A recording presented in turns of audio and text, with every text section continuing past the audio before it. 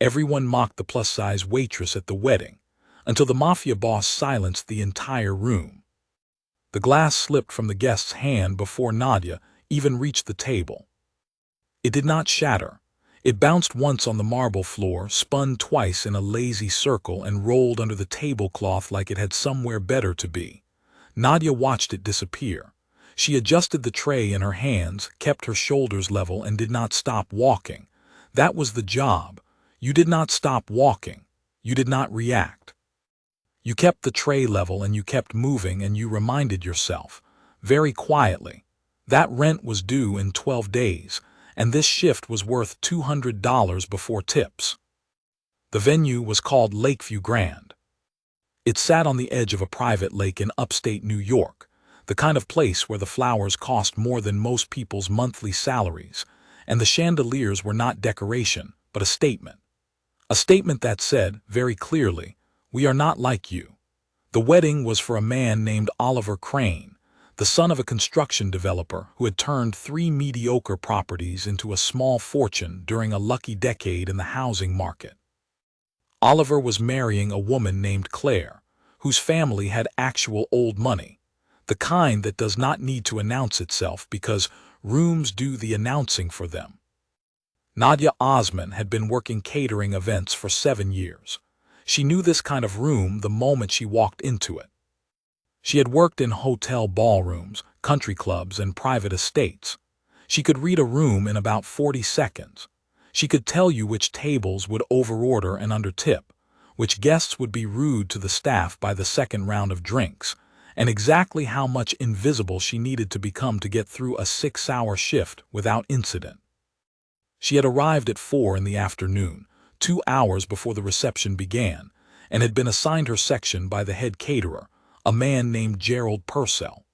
Gerald was the kind of man who smiled with only the front half of his face. The back half never got the message. He had looked at Nadia when she arrived, looked at her uniform, looked at her again, and then reassigned her to kitchen prep without a single word of explanation. Nadia had stood in the kitchen doorway for 3 seconds. Then she had walked back out and told Gerald, very politely, that she needed a floor section. She had explained, also very politely, that she was there for the tips, that kitchen prep paid a flat rate, and that the flat rate did not cover her current rent gap. Gerald had stared at her. Then he had given her a section near the back of the hall, the section nobody wanted, far from the head table, near the service corridor where it smelled faintly of industrial cleaning solution. She had thanked him and gone to work. The reception began at 6.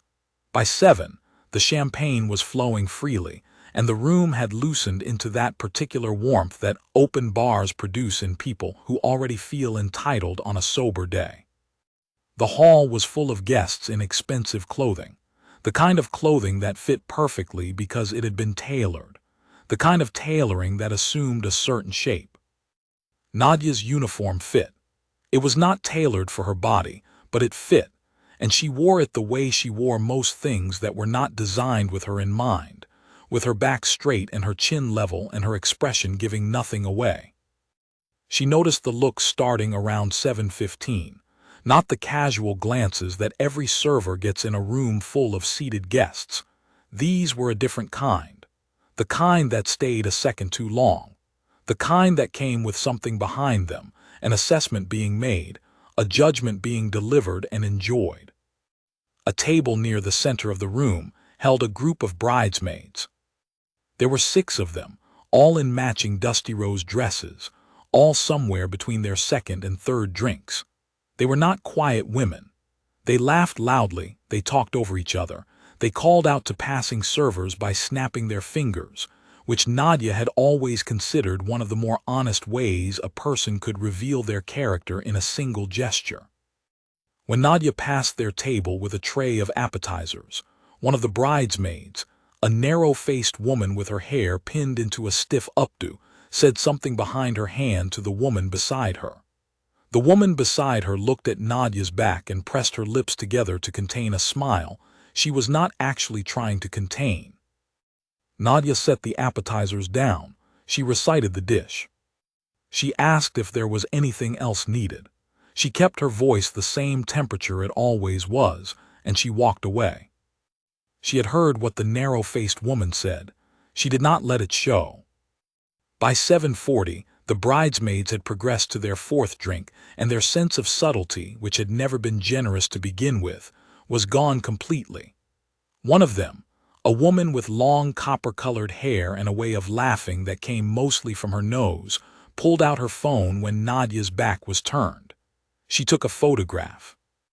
Nadia did not see it happen, but she felt it, that particular awareness of being captured without permission, a feeling she had learned to recognize the way some people learn to recognize weather changes in their joints.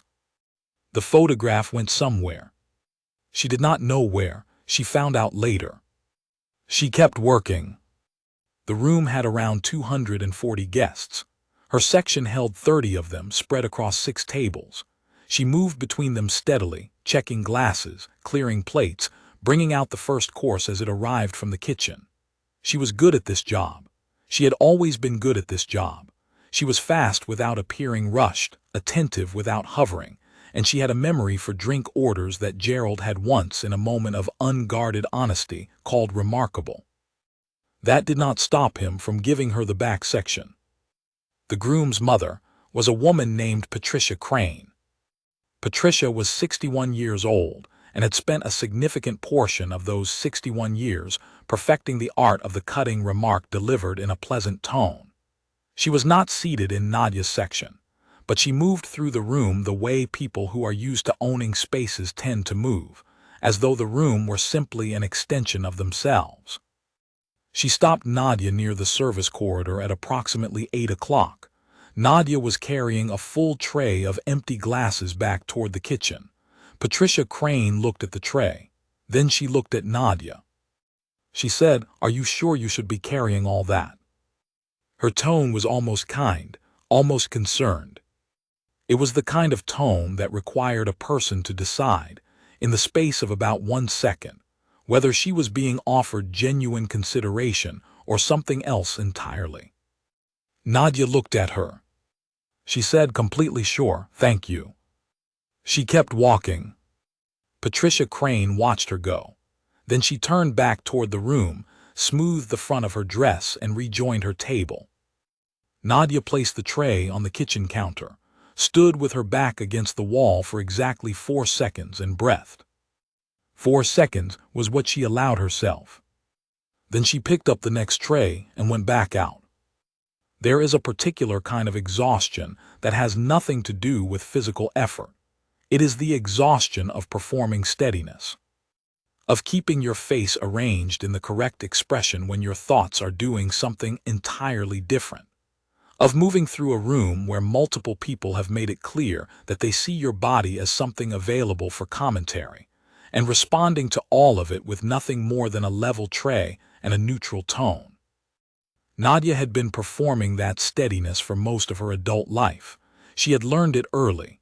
She had gotten very good at it. On most days, the performance was so practiced that it cost her almost nothing. On some days, it cost her everything she had. This particular evening was working toward being the second kind of day. She had wanted to be a nurse. She had started the program at 22, after 2 years of saving money from exactly these kinds of shifts. She had made it through 18 months of the program before life, which had a long and consistent history of changing her plans without consultation, had intervened.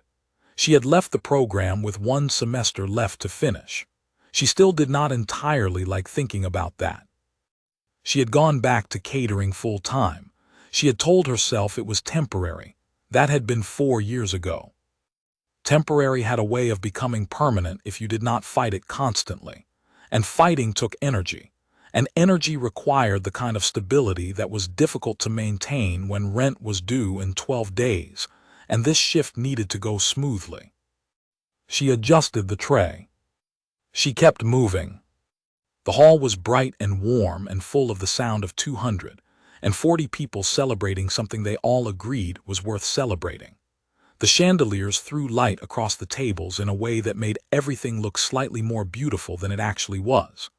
The flowers were white and cream and pale yellow. The music was a live four-piece band playing the kind of jazz that suggests refinement without demanding that anyone actually pay attention to it. From the outside, it was a lovely evening.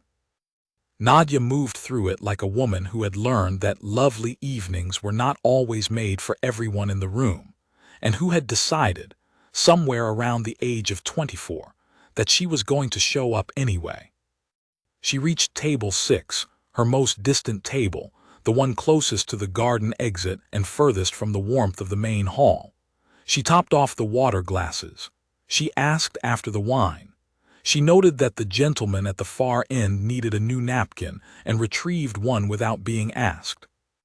She was about to move on when she registered, for the first time, the table positioned just past table 6. Table 9. She had seen it when she mapped her section. 2 men, dark suits, no name cards visible from a distance. They had ordered nothing when the other tables ordered, and they had not flagged her down, which was unusual. She had been working toward them and finding reasons to delay, the way you delay approaching something you cannot yet read. She picked up her tray. She walked toward table 9. She could not have explained later why she felt the air change slightly as she approached. She just knew that it did. The man at the head of table 9 was not a large man. He was somewhere in his mid-50s, with silver hair cut cleanly, and the kind of stillness that most people never develop because most people are too restless to sit with themselves that quietly. He wore a dark suit, no tie, and a watch on his left wrist that Nadia did not recognize the brand of, but that suggested, without effort, that it cost more than the catering company's van. He was not doing anything. He was simply sitting, watching the room with the flat, even attention of someone who does not need to perform interest in order to possess it. The man beside him was younger, perhaps early 40s, broader across the shoulders, with close-cropped hair and the particular quality of stillness that is not natural but trained. He was not watching the room. He was watching the room's edges. There was a difference. Nadia reached the table. She introduced herself the way she introduced herself at every table, name first, then the evening's offerings. She asked about wine. The silver-haired man looked at her, not at her uniform, not at her body. He looked at her face, directly and without apology, and Nadia had been looked at in enough different ways over the course of enough events to know immediately that this was a different category of attention than anything else she had received that evening. He said, "What is your name?" She told him, "Nadia." He said, "How long have you been doing this kind of work?" She told him, 7 years, mostly weekend events. He said, "And before that?" She hesitated. It was a small hesitation, barely visible. She told him she had been in nursing school, that she had studied for a year and a half. He said, "What stopped you?" She looked at him for a moment. People at events did not ask her that question. They did not ask her questions at all, unless the questions were about the menu. She said what she always said when the subject came up, which was not often. Life has a way of changing the plan. He looked at her for another moment. Then he nodded, once, the way a person nods when they have heard a sentence and found it true. He did not offer sympathy, which she appreciated. He did not ask a follow-up question, which she appreciated even more. He picked up his water glass and held it toward her briefly, a small gesture, a thank you for the refill she had not yet poured. She poured it. She moved to pour for the younger man, who gave her a short nod without shifting his attention from the room's edges. She was about to ask about wine when the silver-haired man said, "There is an envelope under the bread plate. Please take it when you clear the table." Nadia looked at the bread plate. She looked back at him. He was already looking at the room again. She finished at the table and moved on. She told herself she would clear table 9 last. She worked through her other tables, the second and third courses arriving from the kitchen with Gerald's tense, precise timing, the room growing warmer as the evening advanced, and the alcohol did what alcohol does to a room full of people who were already certain of their own importance. The bridesmaids were louder now. Their laughter had taken on a particular quality that laughter gets at a certain point in an evening, something sharper than joy, less careful about where it lands. Nadia moved past their table twice without making eye contact. It was a skill she had refined. On her third pass, she was carrying a full tray from the kitchen, a careful arrangement of plates for the 3 tables at the back of her section. She was moving at the pace that kept her schedule intact, not rushed, not slow, the pace of 7 years of muscle memory. The narrow-faced bridesmaid, the one who had spoken behind her hand earlier, said something as Nadia passed. She said it at full volume this time. It was not directed at anyone specific. It was the kind of comment that is designed to be heard by the maximum number of people with the minimum personal accountability. Several people at the surrounding tables heard it. A few of them smiled. A few of them looked away. One woman near the aisle looked at her own plate. Nadia kept walking. She reached her tables. She set the plates down one by one, perfectly, the way she always did. She confirmed orders. She asked if there was anything else needed. She walked back toward the kitchen with the empty tray, and she did not let her hands shake. And she was proud of that, the not letting her hands shake, because it required more effort in that moment than lifting a full tray across the length of the room. She placed the tray on the stack inside the kitchen door, and Gerald appeared at her elbow. He said quietly that perhaps she might want to step outside for a few minutes, get some air. He would cover her section. She looked at him. He had the grace, at least, to look uncomfortable. She said, "No thank you, Gerald, I am fine." She said it the same temperature as everything else she had said that evening. Then she picked up the next tray, and she walked back out into the hall. The copper-haired bridesmaid with the telephone had told her friends about the photograph she had taken earlier. 2 of them had seen it now. One of them thought it was worth sending to a wider group. There was some discussion about this, conducted at a volume that assumed no one outside the table could follow a conversation if they were not meant to. Nadia could follow it. She did not show that she could follow it. She checked the far tables. She replenished the bread. She noted that one of the elderly guests near the window needed his water glass refilled, and she went to him first, before any of the other tables, because he was the one who needed it, and because kindness is not something you suspend simply because a room is being unkind to you. She crossed the hall toward table 9. The envelope was under the bread plate exactly where the silver-haired man had said it would be. She cleared the plate, moved it smoothly off the table, and pocketed the envelope without looking at it. She would look at it later. She replenished the water. The younger man, the one watching the room's edges, glanced at her briefly and said, very quietly, that she should keep that envelope to herself. She told him she understood. She looked at the bread plate. The silver-haired man was watching the bridesmaid's table with the same flat, even attention he gave everything. He had not moved. He had not changed his expression, but something in the quality of his attention had shifted slightly. The way a room shifts slightly when a window you did not notice was open is quietly, firmly closed. She walked away from table 9 and went to check her other tables. It was at the edge of the main course service, approximately 8:45, when the photograph was shared to a group that was larger than the table. Nadia did not know this had happened yet. She was in the middle of confirming a dietary requirement at table 4 when she felt, in that animal way that some people develop over years of being in rooms where they are not entirely welcome, that the temperature of the hall had shifted again. She finished at table 4. She looked up. A groomsman 2 tables over was showing something on his phone to the woman beside him. The woman looked, and then looked in Nadia's direction, and then looked back at the phone. The groomsman said something. 2 people near him laughed. Nadia picked up her tray. She understood what was happening. She had understood it the moment the copper-haired bridesmaid took the photograph, even before she knew for certain that it had been taken. She had a long and specific education in this particular kind of moment.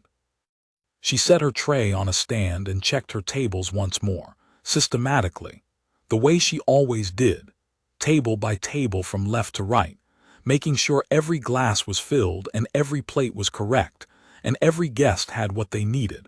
Because that was the job, and she was going to do the job with the same care she brought to it at every event regardless of what was happening around her. She had been doing this for 7 years. She was not going to stop doing it correctly because a group of people at a wedding had decided that her body was available for their entertainment. She reached table 6 and topped off the wine. She moved toward table 9. The silver-haired man was still watching the room. The toast happened at 9 o'clock. The band stopped playing. The best man stood. His name was Arthur Bellamy, and he had the polished, easy confidence of a man who has given a lot of toasts and received a lot of laughter and has come to believe that both will always be available to him. 240 guests lifted their glasses. Nadia stood near the service corridor, tray in hand, waiting. This was standard. The service staff held position during the toast. You did not move through the room while someone was speaking. You waited, and then when the glasses came down, you moved quickly and quietly to address whatever needed addressing. Arthur Bellamy's toast was good. It was the kind of toast that follows a formula so successfully that it feels original. He talked about meeting Oliver in college. He talked about watching him fall in love with Claire. He talked about knowing from the beginning that this was the real thing. The room responded warmly at every correct moment. Claire cried in the photogenic way that brides cry at weddings when someone says the right thing at the right time. Oliver raised his glass to his best friend. And then at the groomsman's table, someone else raised his glass. He was a young man named Derek Holt, who was neither the best man nor a member of the wedding party, but who was related to the groom through a cousin's marriage, and had therefore been seated at a good table and given a full evening to accumulate confidence. He raised his glass in Nadia's direction, with the wide grin of a person who has decided that a joke landing is more important than the joke being good. He said, loudly enough for 24 people to hear, and to the big girl keeping us hydrated all night. The bridesmaids' table erupted. A few nearby tables laughed. Not everyone, not most, but enough. Enough to make it feel like the room had agreed to something.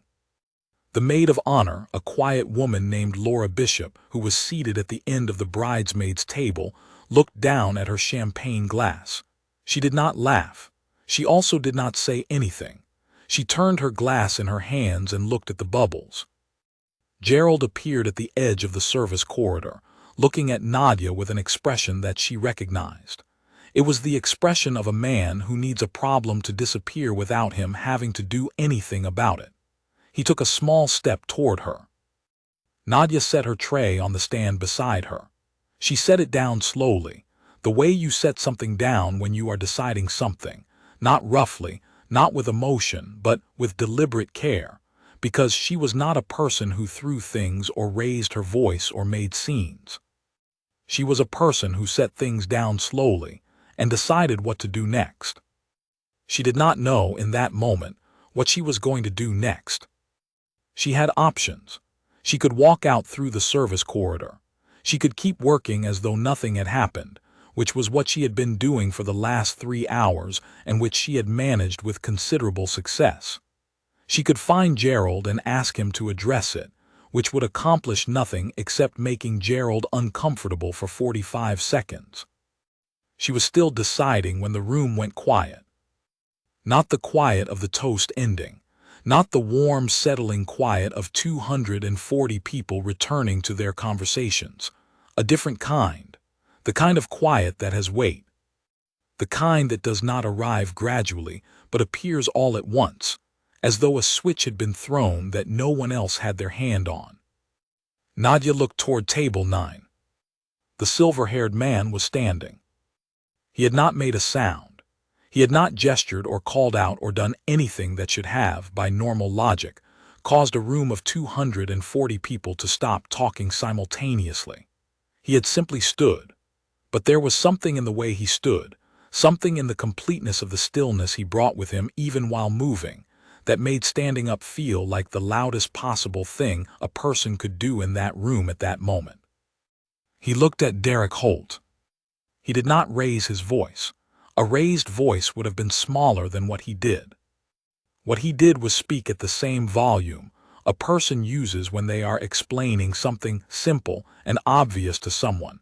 They have decided to explain it to only once. He said 7 words. The room did not hear all 7 words clearly. Some of the guests closer to table 9 heard them completely. Others caught pieces. A few people seated further away understood the tone and the direction and did not need the words specifically. Derek Holt's smile went away. Not slowly. It did not fade or recede or soften. It went away the way a light goes away when the power cuts all at once completely. He put his glass down. His face had a look on it that Nadia had never seen on a face that was still sitting upright at a party. He looked at the silver-haired man. He looked at the table in front of him. He looked at the wall to his left. He did not look at Nadia again. The silver-haired man sat down. He picked up his fork. He took a bite of his meal. Nobody at table 9 had moved. The younger man with the broad shoulders had not shifted in his chair. He was still watching the room's edges. He did not appear to have considered that the situation required his participation. 10 seconds passed. Possibly 12. Then very slowly the room began to breathe again. Conversations resumed, not all of them, not at full volume, and not with the same loose warmth they had carried before. The band began to play again, picking up the thread of the evening as musicians do, filling silence because that is what they are there to do. Waitstaff across the room began to move again. The bridesmaid's table was very quiet. The narrow-faced woman was looking at the centerpiece. The copper-haired woman had put her phone in her clutch. The maid of honor, Laura Bishop, was still looking at her glass, but now her expression had changed into something more complicated. Nadia stood at the edge of the service corridor. She was aware that her hands were not shaking. She was aware that the tray was still on the stand beside her. She picked up the tray. She checked her section table by table from left to right, the way she always did. She replenished the water at table 3. She cleared 2 empty plates from table 5. She moved through the work with the same steadiness she had maintained for 3 hours. The same level tray, the same neutral expression, the same exact temperature. But something had shifted inside her chest, something small and very quiet, something she could not have described in words yet because she had not had time to look at it directly. She would look at it later. She moved toward table 9. The silver-haired man did not look up when she refilled his water glass. He was eating his meal with the same economy of attention he brought to everything. The younger man gave her the same short nod as before. When she moved to clear the bread plate, she checked. The envelope was gone from under it. It was in her pocket. She kept working. Gerald did not approach her again for the rest of the evening. The bridesmaids ordered one more round of drinks and then stopped ordering. The groomsmen's table was significantly quieter than it had been. Arthur Bellamy, the best man, gave a brief additional remark after the toast that acknowledged the room's mood without explaining it, the way practiced social people do, and then the band resumed and the evening continued its way toward its end. Oliver and Claire had their first dance. It was a good dance, easy and warm, and for a few minutes the room found its earlier temperature again, a little softer now, a little more careful about itself. Nadia watched them from the edge of the room, her tray balanced at her side, and thought that they looked genuinely happy, and that this was the thing worth celebrating tonight, separate from everything else, separate from all of it. She was glad, in spite of everything, that she had stayed. The hall began to empty around 11. The kitchen crew broke down the cooking stations. The serving staff carried the last trays back from the floor. Gerald moved through the room with a clipboard, ticking off inventory, his pinched face even more pinched in the lay tower way it got when he was calculating whether the event had ended within budget. Nadia loaded the last rack of glasses and brought them to the washing station. She pulled off her service gloves and set them on the counter. She opened the envelope. Inside was $200 in cash and a small business card. The card was not for the silver-haired man. It was for someone else. It had a restaurant name printed on it and a name below that, a woman named Helen Marsh, with a title that said General Manager and a phone number with a New York area code. On the back of the card, written in ink, were 6 words in clean, careful handwriting. The words said, "The position opened last week. Call." Nadia held the card for a moment. Then she put it in her pocket with the $200 and went back to closing duties. Gerald caught her at the staff exit, holding his clipboard with both hands the way people hold things when they are not sure what to do with their hands. He began to apologize. It was not a good apology. It was the kind of apology that is really a request for the person being apologized to make the apologizer feel better. He said he wished things had gone differently. He said the guests had behaved poorly. He said he hoped she was not too upset. Nadia waited for him to finish. She said, "I need the full gratuity from my section, Gerald. The correct rate, not the adjusted one." Gerald looked at his clipboard. She said, "The full rate." He wrote something, he nodded, he did not look at her. She said, "Thank you," and meant it as a closing statement, not as a courtesy. She was at the coat check, pulling on her jacket, when Laura Bishop found her. Laura Bishop was the maid of honor, the quiet one. The one who had looked at her champagne glass during the toast and not laughed and not said anything. She was still in her dusty rose dress, and she looked now, in the late-night way of someone who had spent several hours being uncomfortable inside their own choices. She said, "I owe you an apology." Nadia looked at her. Laura said she was sorry for what had been said. She said she should have spoken up. She said she froze, and that she had been feeling awful about it since the moment it happened, and that she knew that was not Nadia's problem to manage, but she needed to say it anyway. Nadia looked at her for a long moment. Laura Bishop had an honest face and the specific look of someone who has been arguing with themselves for hours and lost. Nadia said, "Freezing is still a choice." She said it without heat, without sharpness. She said at the same temperature she said everything, because it was simply true, and because Laura Bishop was clearly a person capable of understanding true things, and she deserved to understand this one. Laura Bishop nodded. She pressed her lips together. She said, "You are right, I know that." Nadia said, "I hope the rest of your evening was good." She meant that too. She put her jacket on and walked toward the service exit. She pushed open the door and stepped into the cool night air.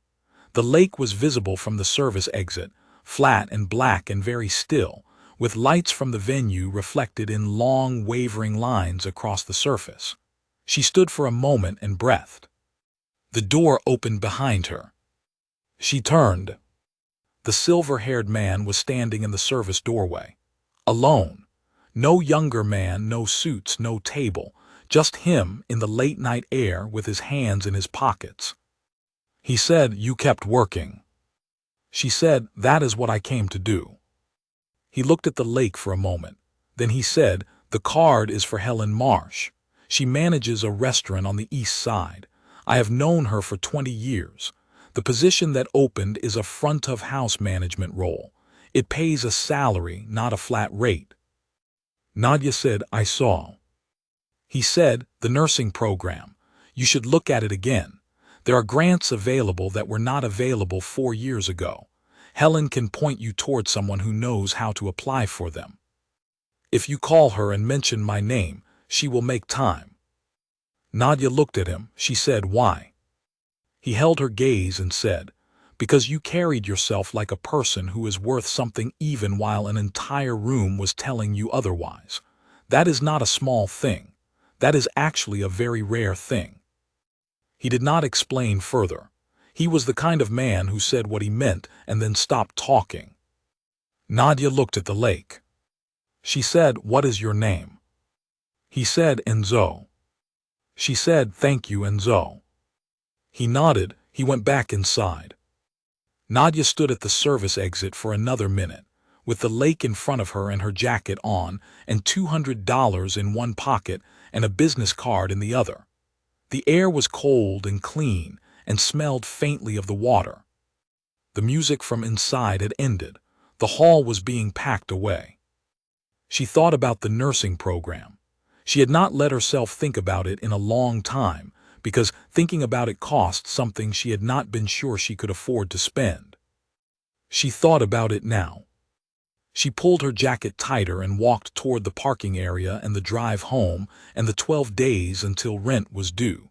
And she thought about Thursday, and the card in her pocket, and the grants she had not known about, and what it would feel like to show up to a room like this one someday in a different capacity.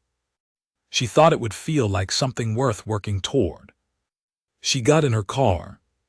She drove home. 8 months later, Nadia Osman was wearing scrubs. They were the standard pale blue scrubs of a nursing student, and they had been washed enough times that they had the comfortable softness of clothes that have been lived in. She wore them on Tuesday and Thursday evenings, the 2 nights a week that her nursing program classes ran, and on Sunday mornings when she studied in the small apartment she had been able to keep since the salary, an actual salary, not a flat rate and a tip jar, had started coming in. She was managing the front of house at a restaurant called Henley's on the east side of the city, a mid-sized place with good food and a staff that was treated like adults. Helen Marsh had hired her in the second week of September, 3 weeks after Nadia had called the number on the card.